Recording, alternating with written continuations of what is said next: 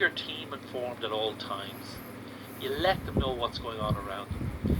You stay both externally focused, because this is what change management is all about. It's about how, the leaders have understood the need for change. Why? Because they got their antennae on, they're scanning their environment.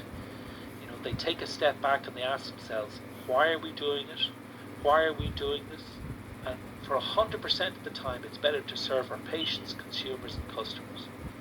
Because why is that important? Because it's your purpose. Your purpose should constantly guide the reason for change. Sandy Peterson, she's an author, and she talks about a good boss never leaves their employers in the dark. And no matter what industry you're part of, wherever you sit in the company, wherever you sit in the world, there's one thing you can't avoid. Businesses are now shifting more rapidly than ever. And this change isn't going to stop accelerating. It's actually going to continue to accelerate. And teams are going to have to meet. They're going to have to exceed the expectations of their customers. Believe it or not, customers will not hang around. Customers change. I don't know if any of you are, subscribed to a gas supplier, electric supplier, or do you get a combination, or do you go for your best internet? People are changing every year because they're trying to get the best deal. More and more, this is going to mean that customers are going to switch to where the value is. So companies cannot afford to stand still. That's the mantra. If you stand still, your competitors are going to overtake you. You won't have customers. So the reliance on change management is that sooner or later you're going to have to change. And in order to change, you have to remain agile. You've got to play the long game while winning the short one. Do you know what that means? When you play the long game, you're managing through ambiguity. Even for the most experienced leaders, it can be difficult.